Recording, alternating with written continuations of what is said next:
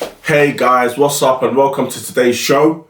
Today we're going to preview the Champions League game between Girona and Arsenal. So we're going to go through predicted lineups, what I think the score's going to be, so my score predictions, and also we're going to touch on the controversy with Michael Oliver, Lewis-Skelly, and all that stuff that's going around in the football world at this present time. So let's get into the predicted 11s.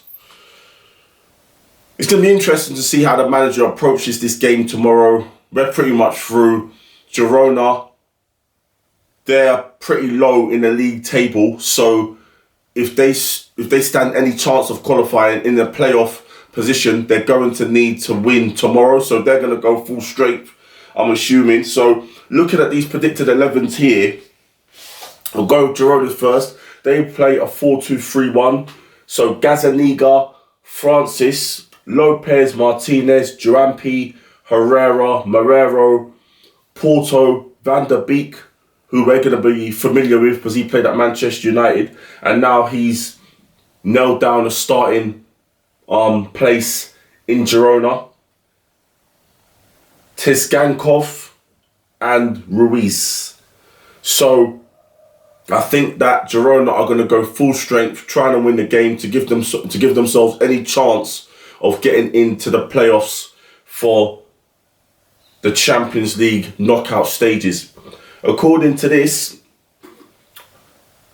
Arsenal still going to have a strong team, but the noticeable missing players are Saliba, Odegaard and Havertz. Not Havertz, Trossard from the starting 11. So this starting 11, predicted starting 11 it's a 4-3-3 with Raya, Calafiori, Gabriel, Timber, Lewis-Skelly, Rice, Jorginho, Partey, Sterling, Havertz and Martinelli up front.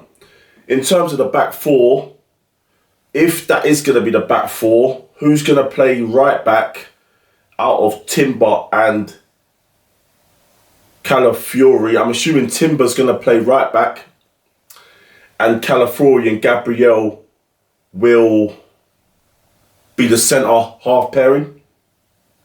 But, you know, where does that leave Kivior? I mean, I do agree with giving Saliba a rest because he just came back from injury. So, you know, being a little bit gentle with Saliba, easing him back. So I agree with that. But in terms of who's going to play with Gabriel, will the manager go for Calafiori or will he go for Kivior? Maybe for the sake of rotation, he goes with Kivior. And he gives Calafiori a little rest. And then Lewis-Skelly on the left with Tim on the right and Kivior with Gabriel. But either or, Kivior or Calafiori I'm happy with. In terms of the midfield, Jorginho, Rice and Partey, Odegaard having a little bit of a rest. I think that midfield should be good enough to get a result against Girona. And up front, Havertz, Sterling and Martinelli. Sterling on the right, Martinelli on the left and Havertz through the middle. Sterling has slowly been getting more minutes. I do think that this signing wasn't a good signing. I don't think that Sterling is fit, but he is contributing more this side of the season than he was last year. So yeah, he is contributing more, getting more minutes. So it'd probably be in our interest and the manager's interest to give him more minutes and see, you know, if he can light up the Champions League tomorrow. So Trossard missing out from that starting 11, which isn't such a bad thing because rotation is important, keeping players involved is important, and you know, if it can contribute to getting Sterling a little bit fitter, then fantastic. Like I've said, Girona need to win if they stand any chance of getting into the knockout stages via the playoffs. Arsenal are pretty much through. So how we're going to approach the game is going to be interesting. You know, a win's good for confidence. That will go into our next games, the Carabao Cup game against Newcastle and our Premier League game. So let's hope we get a W just to carry on that confidence going forward for the rest of the season. In terms of the big controversy with Michael Oliver and Lewis-Skelly, I came out and said that I thought it was a red card. I looked at it again. My reasoning is, yeah, we know it was a trip. We know he was trying to stop a counter-attack, Lewis-Skelly. It wasn't intentional. It wasn't, there wasn't malicious. But the action, what I saw was the action. And the action was stud showing high above the ankle, studs connected with the shin and scraping down the shin onto the ankle.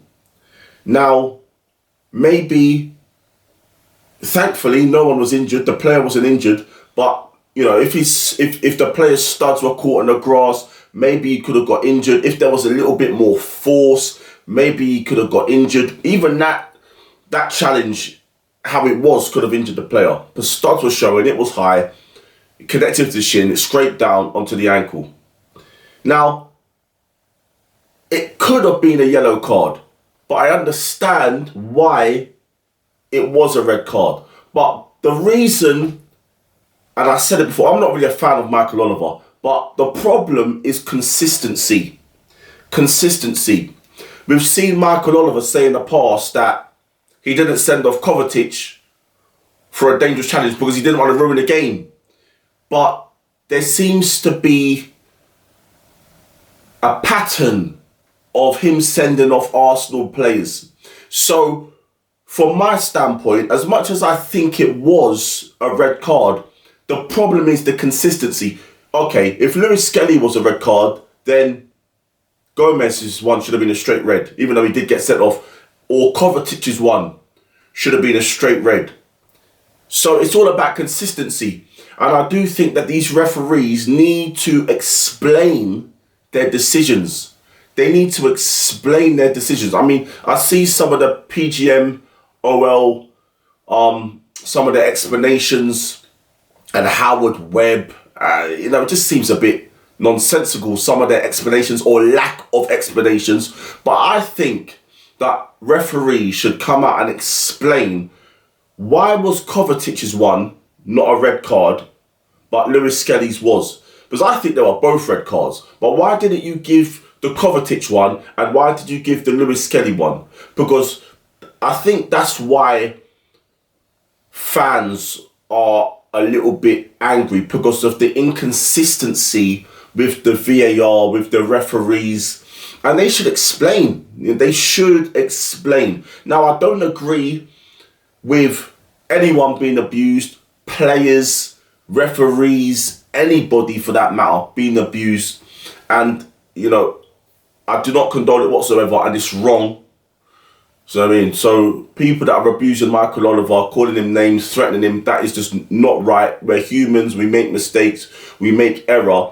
But there needs to be a protocol in which these things are explained, because the inconsistencies are why people are going to question the integrity of referees. People are going to question the integrity of referees if there's dodgy things going on. And when you look at things like that, it's just going to make people question it more. And players and pundits coming out and saying, it's a nonsense. There is no corruption in the game. We shouldn't be questioning the integrity of the referees. Well, the incident that just happened with, I think, Mr. Coop, is that his name? Let me just check. His name to make sure I've got it right.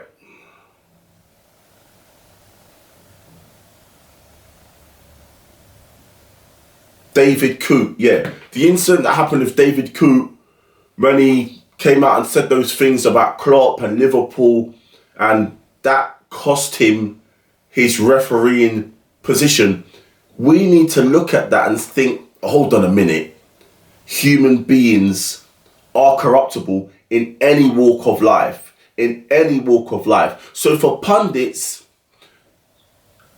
and sports media to say, no, we can't question the integrity of any referee, that's wrong. Because the past has shown us that referees and certain scandals have happened in the past that has shown proof of dodginess going on in the football game. Now, David Coote aside, I'm not going to go into, all the things that are happening now with, I'm not going to go into David Coote. But his conduct sort of beggars the question about referees' integrity. And Michael Oliver's lack of consistency with his decisions makes us question his integrity. Now, I'm not going to go off on him because I think it was a red card. But I also think decisions that he's not given red cards for, they were red cards. So you need to explain why was that a red card and why wasn't that one a red card. There needs to be some sort of explanation so we as fans and observers, we understand the process. And this will sort of put to bed any rumours or any, accusations of integrity or lack thereof. But I think it's important as Arsenal fans that we do not use the referees as a reason why we're not going to win the league. If we do not win the league or win the Champions League, I see too many times fans and other channels, they're pointing the finger, it's the ref's fault, it's the ref's fault. No. If we fall short on the league again this year and we don't win the Champions League and it's another season without a trophy under this manager, it's not because of the referees. It's not because of the referees or decisions. It's because of the manager and poor squad building.